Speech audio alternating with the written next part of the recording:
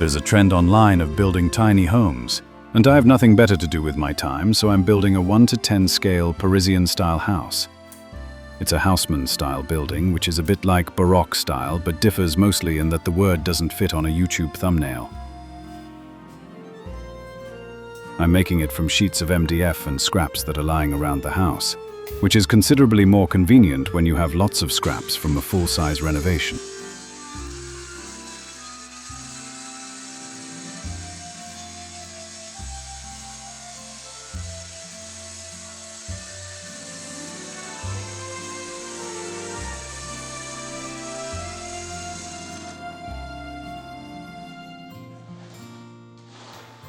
The plan is to build a cross-section of a corner building with a turret and a dome because, as I've said before, why would you ever build a building that doesn't have a dome? If you don't put a dome on a building, you may as well just write, "I have no imagination" across the front in Helvetica. I have, unusually, done some planning this time. This is because I don't hate myself enough to end up wallpapering inside a tiny opening like some sort of frustrated Victorian chimney sweep. It's going to be 6 levels. In my mind, it's an architectural model. In everyone else's mind, it's a doll's house. The ground floor will have black and white diamond tiles because it wouldn't be Paris without them.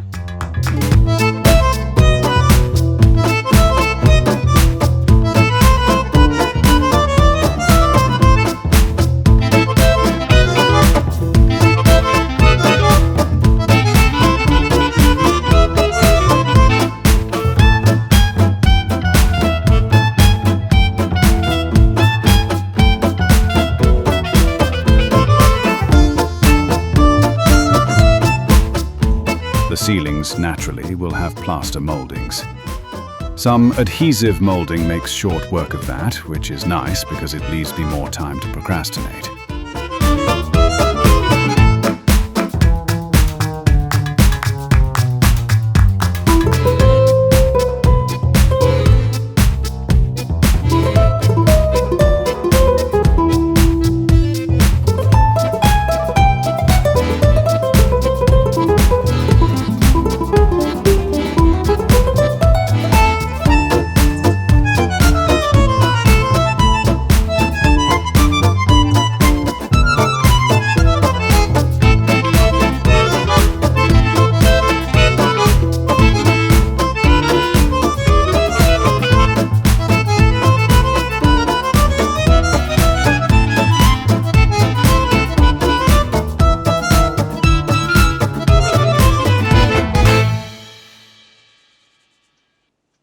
Everybody loves painting individual tiles, so I thought, why not treat myself?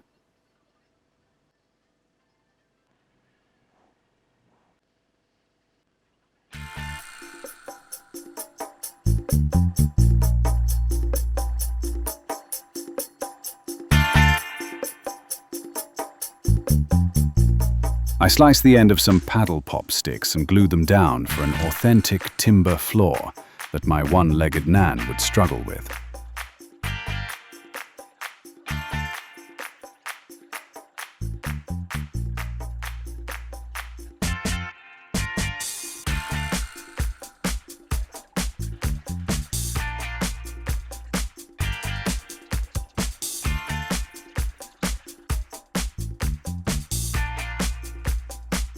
I've also never lived in a house without a compass rose inlaid somewhere, so this one is no exception.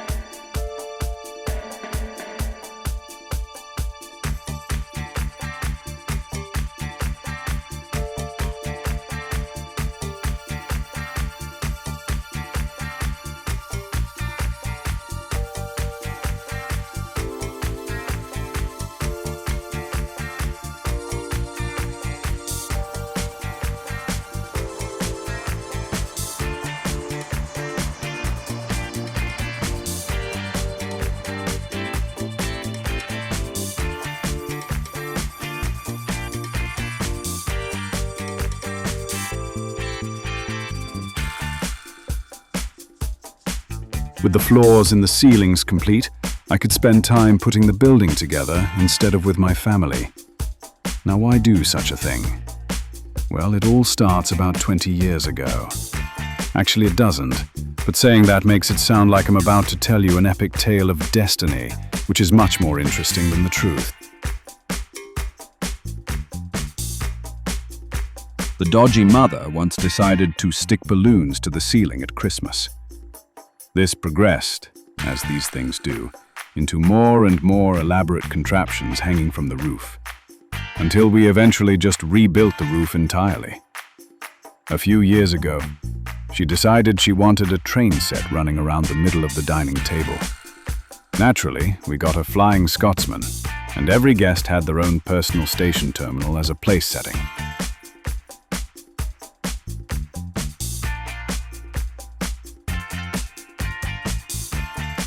We hadn't even finished that when she decided the next year's theme should be Venice. We joked about building it at a 1 to 5 scale, with a floating gondola on the table and the Bridge of Sighs over the top. And then jokes turned to realistic pain. Welcome to Venice.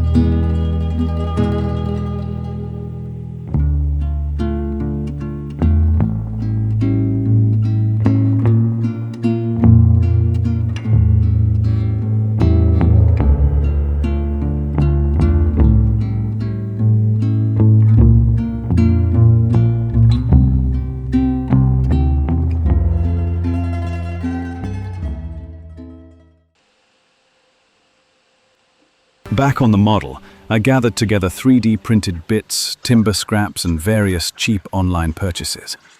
I made silicon molds so I could reproduce pieces endlessly in resin, because nothing says craft quite like industrial mass production.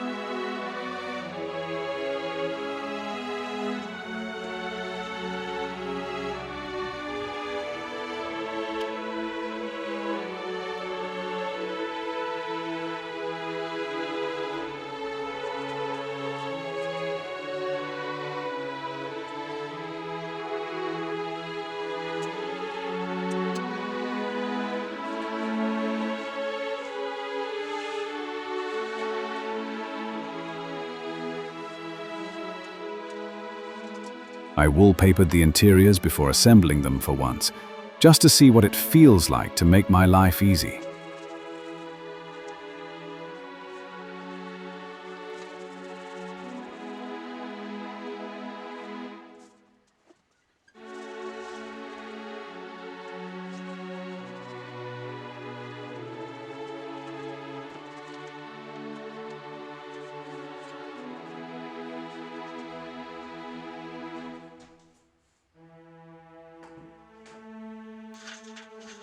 As I don't need to wait 400 years for my local council's permission, I could then start construction.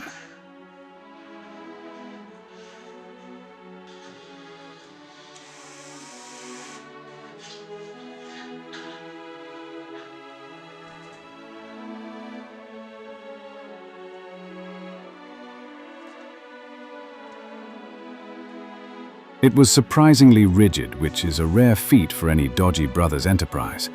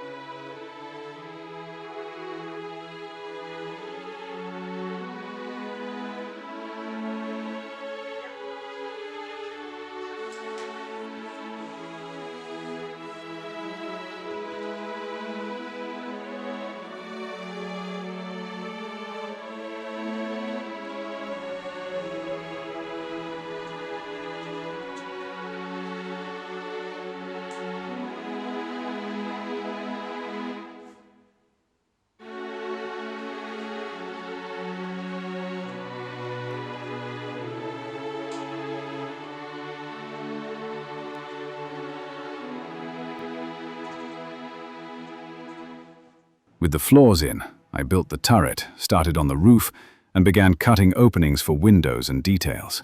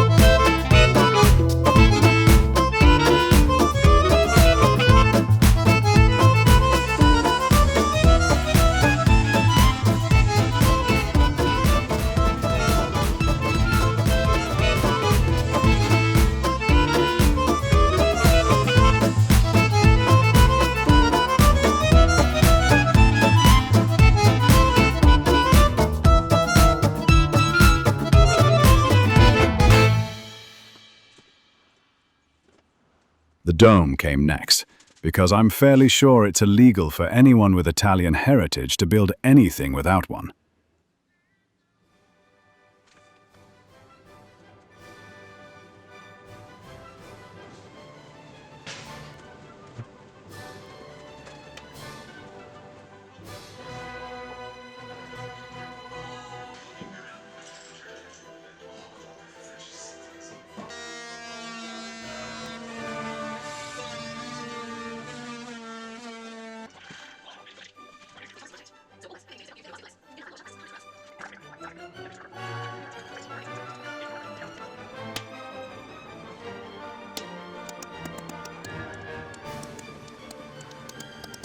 For paving, I used actual pavers, an idea of such brilliance that people around me described it as genius in a tone suggesting they meant the opposite.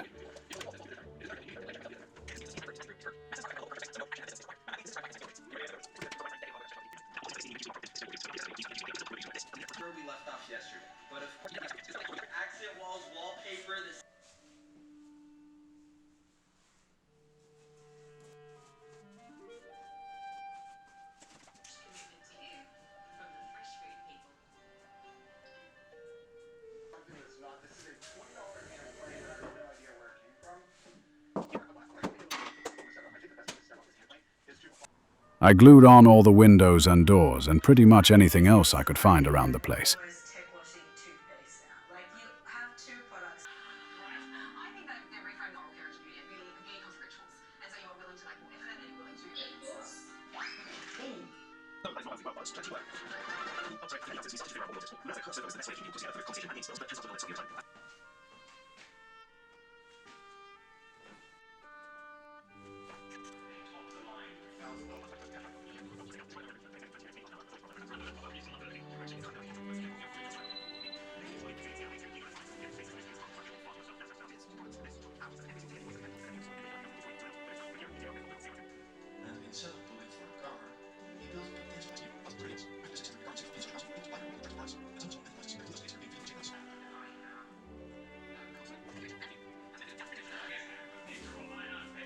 And for some silly reason, I decided to have one level with exposed brick.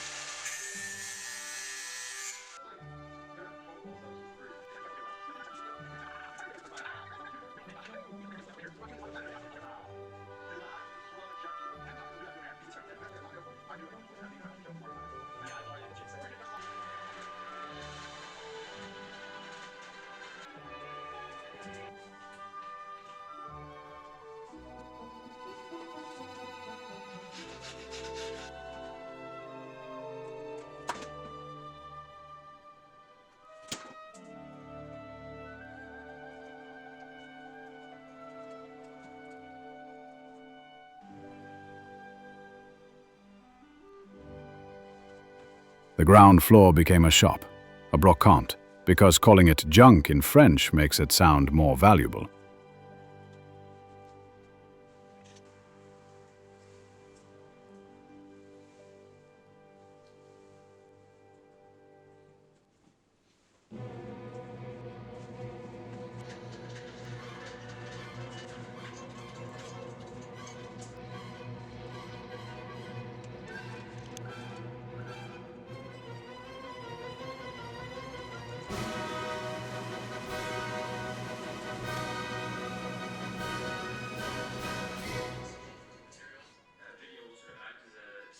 And then I added moldings. Baffled as to why people can't manage this on real buildings today, don't get me started.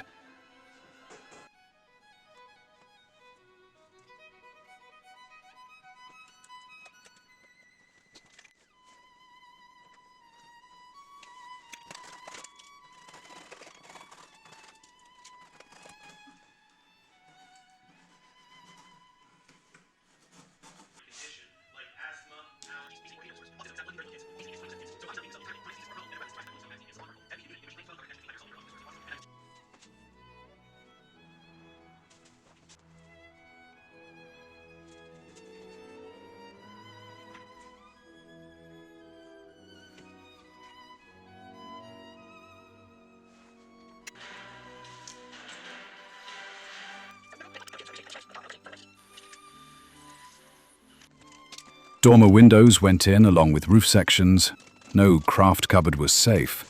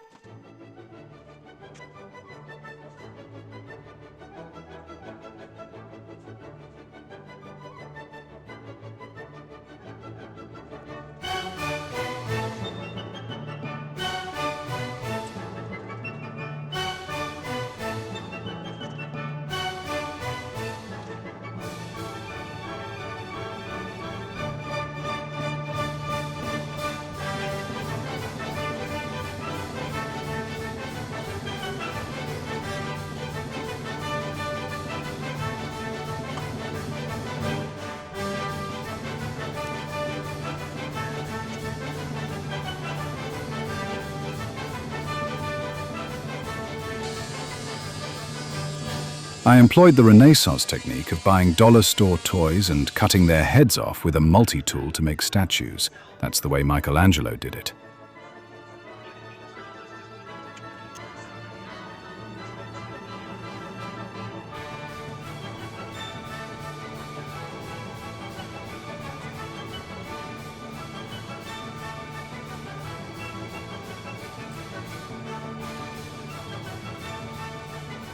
Once I'd finished overdoing it, I just had to take care of a few cracks.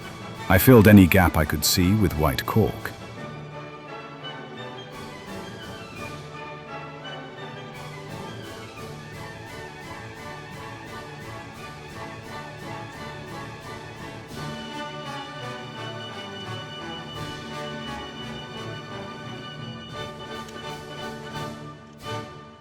I then painted all the windows before giving the whole thing a lick of paint that coincidentally matches the color of the leftover tins of my house paint.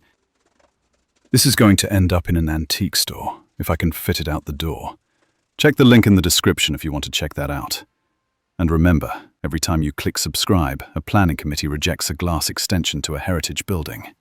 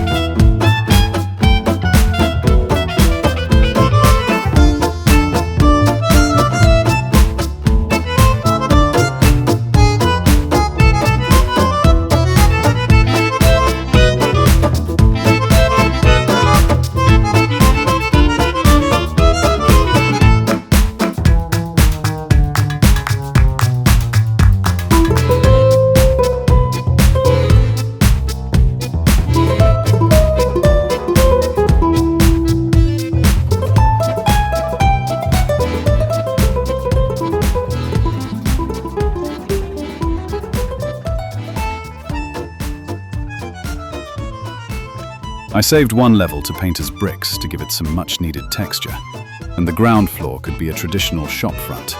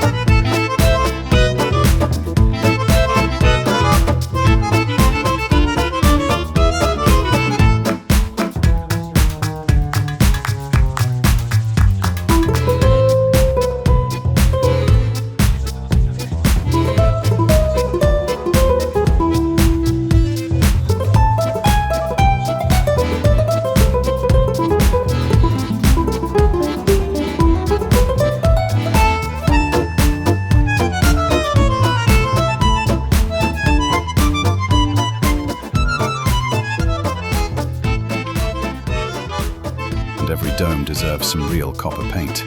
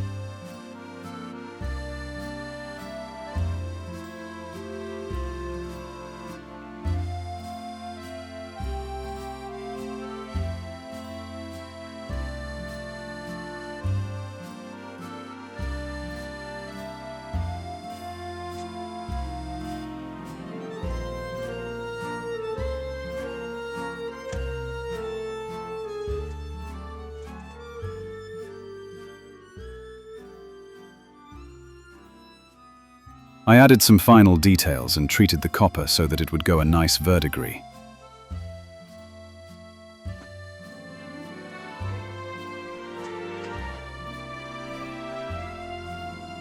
Then the whole thing got a lovely bath in some black wash to simulate a week's worth of Parisian grime.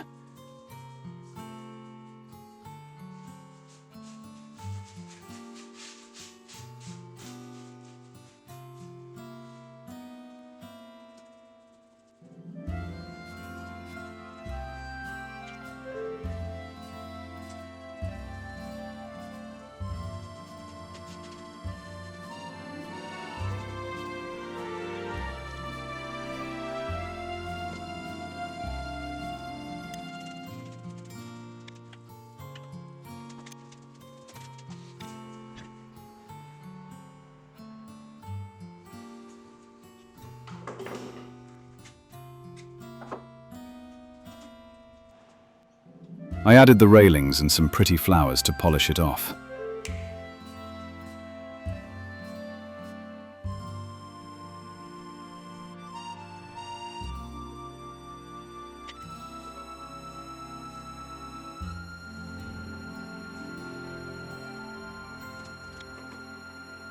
And that'll do, donkey. That'll do.